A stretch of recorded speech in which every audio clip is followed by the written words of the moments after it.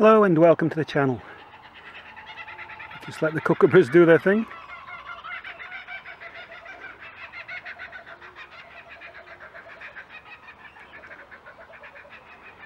In this video I'm changing the engine oil on my 1985 Honda CT110. I'll also be removing the clutch cover to enable me to check and clean the oil strainer and the centrifugal oil filter. If that's something you're interested in seeing, as usual stick around and I'll get straight into it. And how often should you change the engine oil? Well, the old manuals for the 60s, early 70s, CT90s, CT110s, Honda states the oil should be changed every 1500 miles or 2500 kilometers. But in the later manuals, late 80s and on, Honda changed that to yearly or 4,000 kilometers or 2,500 miles. Well, usually the recommendation is to do what the manufacturer states, but in this case 4,000 kilometers in my opinion is a bit too long. The oil in these tiny engines works really hard. It's only 1 litre and it's quick and easy to change. So personally I change mine every 1,500 kilometers. Sometimes 1,000, depends what I'm doing. Some people change theirs more often than that. But it's up to you. What you can do, have a look at your oil.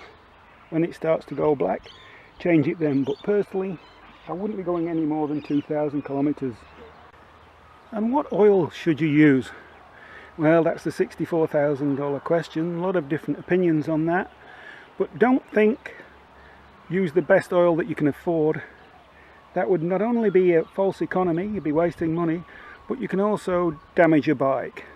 Modern oils, synthetic oils, semi-synthetic oils, and oils that contain additives such as graphite or molybdenum, they're not compatible with wet clutch applications such as these Hondas. And what will happen, it will make your clutch slip. So just basic mineral oil, old school mineral oil, 10W40, and that's a good viscosity for most applications. And what parts do you need just to do a basic oil change? Well, obviously 1 litre 10W40 mineral oil and possibly a crush washer to fit on the drain plug. Some people change these every time. I usually don't. I just look at the condition and change the washer if necessary. But periodically you will need to remove the clutch cover, as I mentioned in the intro, to access the strainer and the centrifugal filter. What parts will you need if you intend doing that? Well, 2 gaskets, a side case gasket, and this smaller gasket, and that fits on the clutch end cover there. So what we will need to do is, when we've got the cover off, we'll take this end cover off and clean out inside there. That will be the centrifugal part of the oil filtration system. The oil is spun and the dirt is flung to the outside and accumulates in there. So we'll need a gasket to fit on that.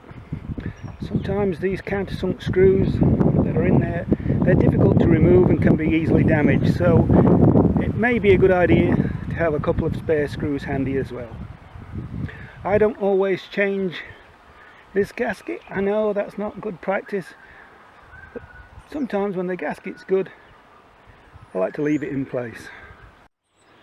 Well, to drain the oil, first thing I've done, I've warmed up the bike, got the engine up to operating temperature, and also some people, they drain the oil with the bike on the centre stand. I do it on the side stand, and then what I do, I can tip the bike, rock it side to side, and you'll get every last little bit of dirty oil out.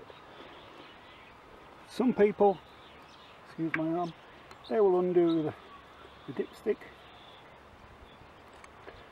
just like that. Don't suppose it makes much difference, there's a crankcase breather anyway. So all you need, 17mm spanner,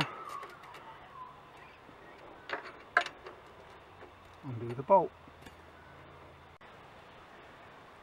When you're draining the oil, there are 2 plugs on the bottom. One is at an angle and that's for the cam chain tensioner, and the other is for the engine oil. And you can easily get mistaken.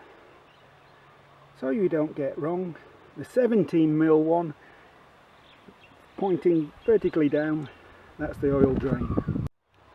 Well, that's the oil just about drained. Let's rock it onto the other side and see if any more oil comes out.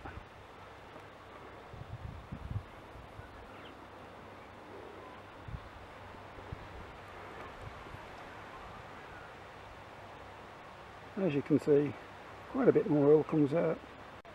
You don't have to do this. Doing it on the centre stand's fine, whatever you're happy with. Now, I don't know if you can see this. I use a magnetic drain plug. There's a small magnet there to catch any metal filings, and there's a small amount on there. This is really handy on an application where the gearbox shares the same oil as the engine. Gearboxes are notoriously dirty, they produce a lot of metal. When I first put this in, I was surprised by how much metal came out, and on subsequent changes it went down to virtually nothing. Well worth investing in one of these if you value the life of your engine. And now, if you're not going to do the strainer and the centrifugal filter, put this back in with a good crush washer, tip 1 litre of oil in there, and you're finished. I've replaced the drain plug, just nipping it up. Honda give torque figures of 15 to 25 foot-pounds for this. Now, it's up to you what you do, but whatever you do, don't over tighten this drain plug. It's very easy to strip the threads in the soft aluminium crankcase. So, for me, that's plenty. Now we'll get on with removing the case. Well, the first thing I've done, I've got the bike on the centre stand, and I'll remove this nut from the brake rod. This is so that the rear brake pedal can drop down and doesn't get in the way when I'm removing the side cover.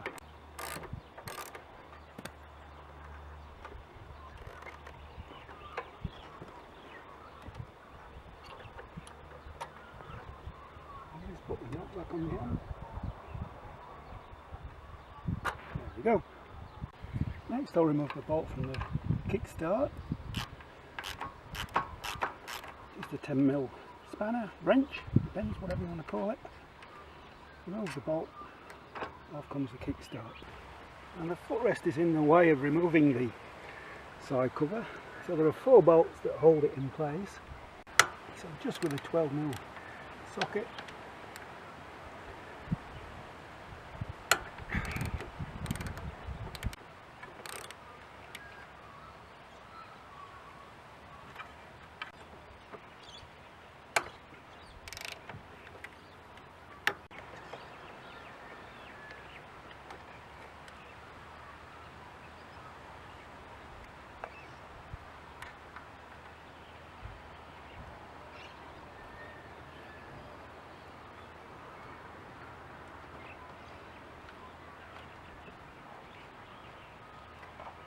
so what I've done, I've taken 2 bolts out of this side and slackened the other 2 on that side, and hopefully that will be enough to let the case come off. Now it's just a matter of removing the 9 screws. Well, sometimes you can be lucky and these screws will come out easily, and if you have a later model CT110, instead of being JIS like this, I think they have an 8mm hex on them. So with a JIS screwdriver, nope, that's not going to happen. So what we're going to have to do, use the impact and a hammer. Let's try that.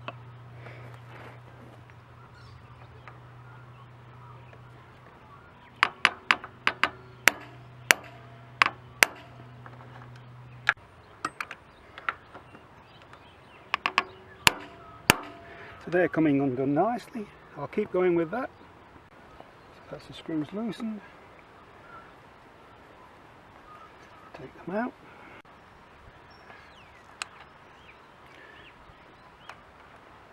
I'll cut this short. You don't need to see me remove 9 screws. Well, that's all the screws removed. Sometimes these cases can be stuck on there. They're on dowels and they need a bit of tap. Need a bit of a tap with a plastic hammer. If you don't have one of those, this wood works fine. This one usually comes off easy. I've had it off a few times. And you'll hear some tinkling. Parts of the clutch mechanism sometimes drop off as well. Don't worry about that.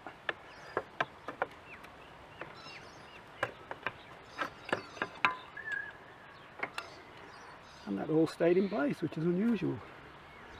So now, slide off the clutch lever, the cam plate and the oil pass pipe. Now what we need to do, remove these two screws. The oil strainer is just at the bottom there. I'll just use these and those pliers to pull the oil screen out. And as you can see, there's quite a bit of dirt on that. The oil flows through it this way, so make sure you look especially hard on this side. So that's going to get a good clean.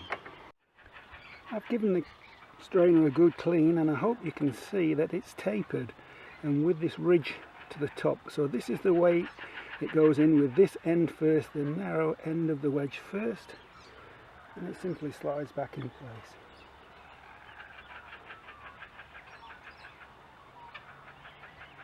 Simple. And now these two screws behind the end cover, sometimes they come out easy, sometimes they don't.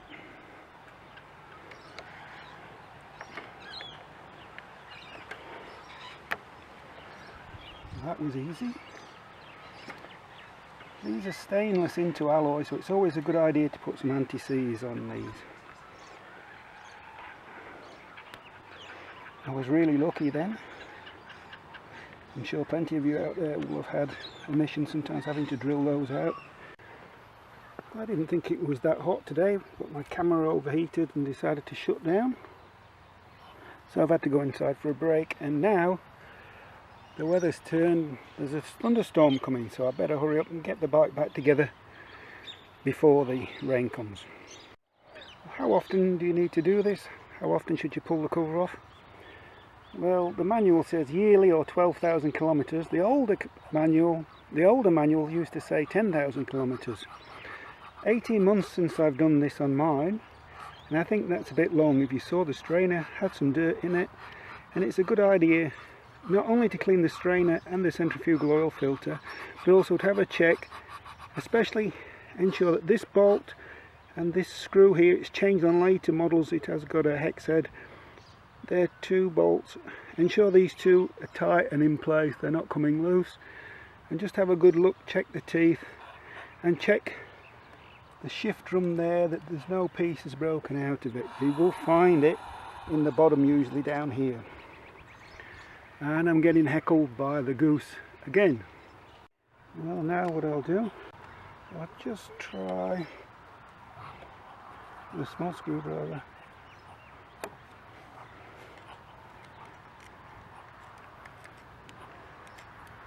and give it a prise. That's coming slowly, so is Christmas, and I can feel the rain coming. Now what we need to do is clean out all inside there. So this is the centrifugal part, and this is where you'll find all the crud and all the crap that's in there. I'll clean that out and I'll get back to you. Well, I've given it a good clean out inside there. Also clean the bottom of the end cap. Got a new gasket. And I have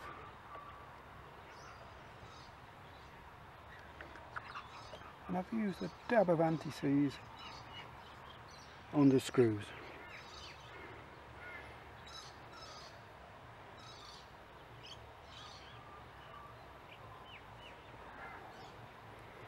I'm rushing now because I don't know if you can hear the thunder in the background.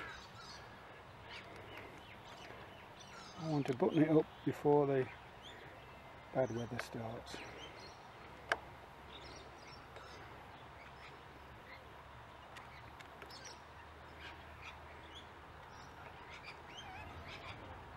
These screws are slightly chewed.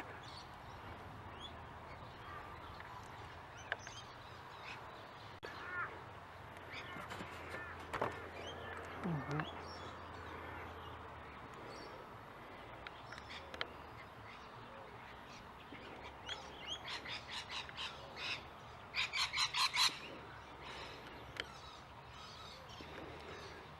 And let's put it back together. Put the side case on. One thing to look out for, on this cam plate we have this oil pass pipe with the spring. Ensure that it goes in this way. If you put it in this way with the spring facing out, this will jam in there, but also oil that is fed up this way through the case will squirt out through there, and you won't get a proper oil feed through into your clutch and then on into your big end. So like that, so that it's spring loaded, and that simply fastened, simply places in there. There's then this spring, and what I've done, I've lent the bike over so that you can, I've lent the bike over so that these parts stay in position while I put the case on. Another thing to look out for, on this lever, you can see there's some wear on there, but that's fine. Check for a significant amount of wear. When you go to put this clutch lever on, it needs to be in line. I've done a video about this before, so on the spline you can see that's in line, that's okay. One spline out, that's incorrect. One spline out, that's incorrect. So in line with the centre, slide this up slightly, move that in, that's on there. And the spring goes between these two, like that. So that's why I said I lent it over slightly so that that stays in position while we replace the cover. So I'm using the same gasket. Yes, a bit of a cheapskate. I'd recommend that you use a new one, it's entirely up to you. And now it's a matter of sliding the cover into position. See how we go.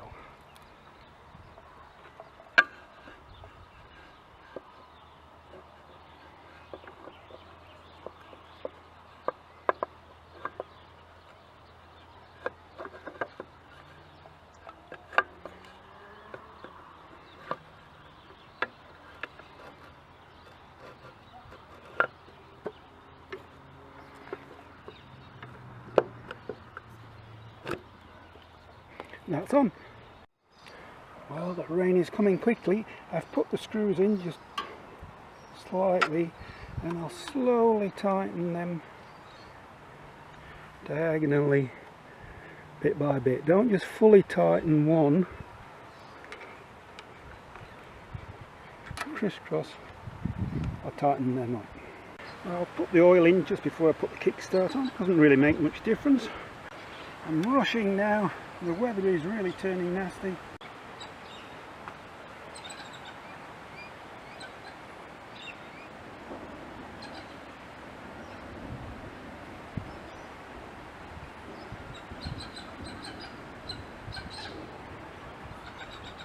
Well, the weather has beaten me today. It's just about to rain. When you check the oil, I've put the 1 litre in there. Leave it on the top, don't screw it in, and then check that the level is in the marks. All I need to do now, replace the 2 bolts, put the kickstart back on, and I'm home and hose. Here's the bad weather. Now we need to adjust the clutch. If you're not sure how to do that, here's a video that will explain that to you. Oh, the weather's bad, I'm off inside. And it's a crazy, crazy hailstorm. Look at that. Not always sunny in Australia. Well, that was crazy. I'll see if I can finish off the video a bit more slowly. Well, these two are happy, aren't they? You're happy, aren't you? Are you happy? Yeah, you're over the moon, aren't you? Nice weather for you, isn't it? You think it's hilarious, don't you? Yeah. You're loving this weather. Happy days, look at you. Never mind me getting soaked. That was one hell of a storm. So let's finish off this video a little bit more carefully. As you saw, once you've put the oil in, The level is checked with the dipstick there, not screwed fully in.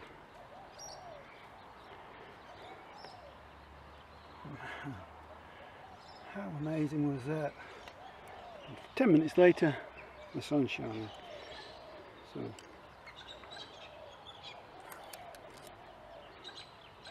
spot on.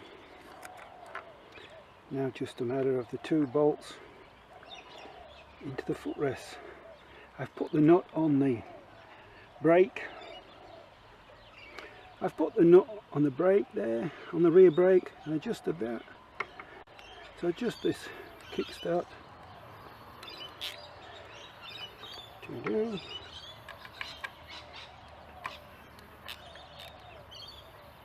So if you're interested in the torque settings, I don't usually bother for the kickstart and the footrest. I do it with a feel. Watch me do that and then shear this bolt.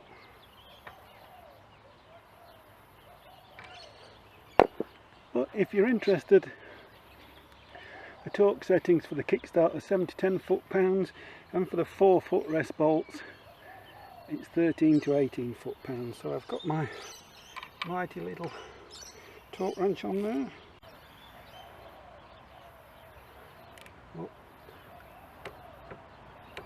So I was pretty close anyway. So just these 2 bolts left to go in.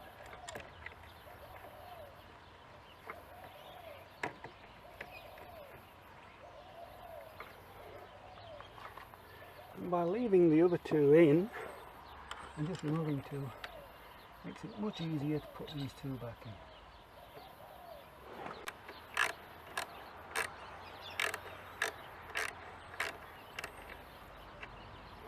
So just these 4 now to tighten up. You really need to see me do that. Tighten up the top 4 bottom bolts, and that's it. As I said before, adjust the clutch. A link up above there if you're not sure how to do it. That's the bike all back together. The storm hurried things along there towards the end, not much I can do about that.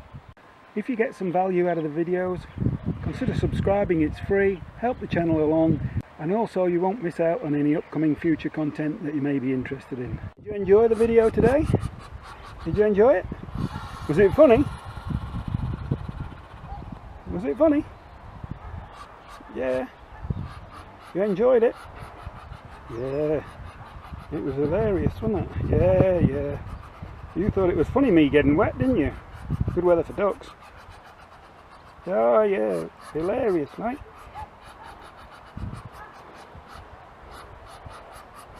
Yeah. Really funny. Yeah. Thanks, mate.